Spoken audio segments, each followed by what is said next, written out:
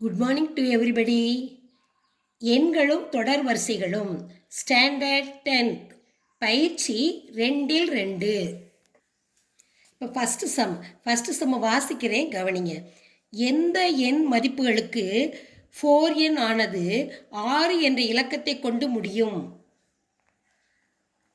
இப்போ எண் மதிப்புகளுக்கு நம்ம ஏதேனும் ஒரு மதிப்பு கொடுத்து 4 எண்ணானது 6 என்ற இலக்கத்தை கொண்டு முடிகிற மாதிரி நம்ம செய்யணும். அப்போ எண்ணுக்கு நம்ம இப்போ 2ன்னு ஒரு மதிப்பு கொடுப்போம். 2ன்னு கொடுத்தாச்சு. கொடுத்துட்டு இப்போ 4 எண் ஆனது என்னன்னு கேட்டிருக்காங்க. 6ல் முடிகிற மாதிரி சொல்லணும். அப்போ இப்போ 4 எண் கிவ்ஸ் இப்போ எண்ணுக்கு நம்ம ஆல்ரெடி 2ன்னு மதிப்பு கொடுத்துருக்கோம். அப்போ நான் எண்ணுக்கு மதிப்பு கொடுத்தாச்சு. அப்போ 4 அப்போ 4/2. அப்போ நம்ம என்ன செய்யணும்? 4/2ங்கும் போது 4 × 4ன்னு நம்ம பெருக்க போகிறோம். 4 × 4 = 16. அடுத்து n எண்ணுக்கு அடுத்து என்ன மதிப்பு கொடுக்க போகிறோம்? 4ன்னு மதிப்பு கொடுக்க போகிறோம்.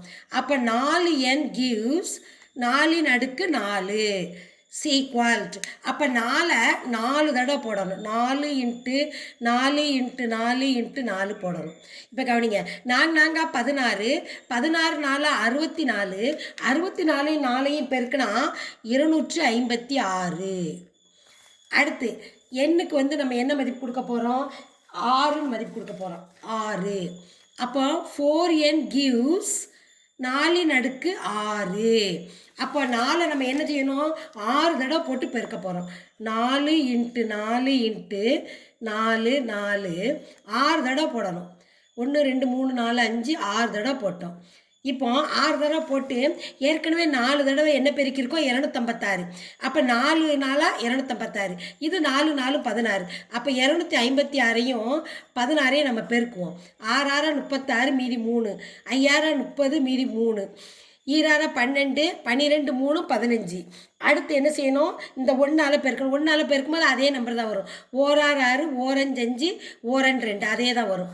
இப்போ இதை கூட்டணும். 6 6 3 9, 5 5 10 மீதி 1 2 3 1 4. அப்போ இதனுடைய மதிப்பு 4096.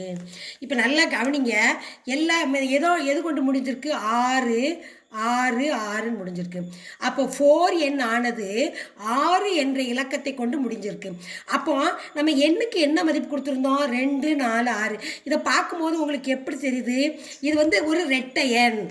n என்பது ஓர் ரெட்டை எண்.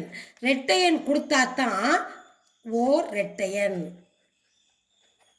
ரெட்டை எண் நம்ம கொடுக்கும் பொழுது தான் 4 எண்ணினுடைய கடைசி இலக்கம் 6ஆக முடியும். அப்போ எண்ணினுடைய மதிப்பு ரெட்டை எண்ணாக நம்ம கொடுத்து மதிப்பு கண்டுபிடிக்கணும். அப்போ 6ன்னு முடியும். இது ஆன்சர்.